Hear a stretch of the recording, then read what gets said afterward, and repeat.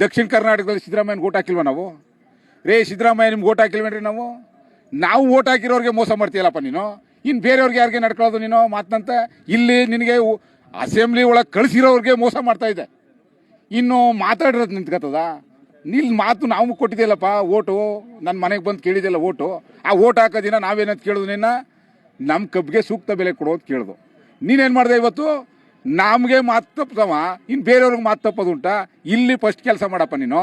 ಇಲ್ಲಿ 1 ಟನ್ ಕಬ್ಬಿಗೆ 800ರಿಂದ 900 ರೂಪಾಯಿ ಕಡಿಮೆ ಬರ್ತಾ ಇದೆ. ಇಲ್ಲಿ ಮೋಸ ಆಯ್ತಾ ಇದೆ.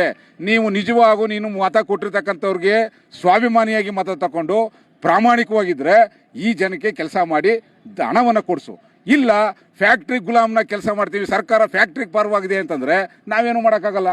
ಮುಂದೆ ಚುನಾವಣೆ ಬಂದಾಗ ನಿಂಗೆ ಬುದ್ಧಿ ಕಲಿಸ್ಬೇಕಾಗ್ತದೆ. ಚುನಾಯಿತ ಪ್ರತಿನಿಧಿಗಳು ತಕ್ಷಣ ಎಚ್ಚೆತ್ಕೋಬೇಕು. ಈ ಭಾಗದಲ್ಲಿ BJP, JDS, ಜನತಾದಳ, ಕಾಂಗ್ರೆಸ್ ಅಲ್ಲ, ನೀವು ಬೀದಿಗೆ ಬರ್ಬೇಕ್ರಿ. ರೈತರು ಇವತ್ತು ನಾವು ಬೀದಿಗೆ ಬಂದಿದ್ದೀವಿ. ನೀವೆಲ್ಲ ಬರೋದು ಯಾವಾಗ? ಚುನಾವಣೆ ಹಂಗಾಮಲ್ಲಿ ನೀವು ಈಚೆ ಬರ್ತೀರಿ, ಚುನಾವಣೆ ಮುಗಿದ ಮೇಲೆ ಎಲ್ಲ ಮನೆ ಸೇರ್ಕೋತೀರಿ. ನಾವು ರೈತರು ಚುನಾವಣೆ ಇರುವಾಗ ನಾವು ಮನೇಲಿ ಇರ್ತೀವಿ. ಯಾಕೆಂದ್ರೆ ನಿಮ್ಗೆ ಓಟ್ ಕೊಡ್ಬೇಕಲ್ಲ, ನಿಮ್ಗೆ ಓಟ್ ಕೊಡೋಕೆ ನಾವು ಮನೇಲಿ ಇರ್ತೀವಿ. ಓಟ್ ಕೊಟ್ಟಾದ್ಮೇಲೆ ನಾವು ಬೀದಿಗೆ ಬರ್ತೀವಿ. ಅಂದರೆ ಈ ಅವಿವೇಕಗಳನ್ನ ಎಚ್ಚರಿರ್ತಕ್ಕಂಥ ಕೆಲಸವನ್ನು ಮಾಡ್ತಾ ಇದ್ದೀವಿ.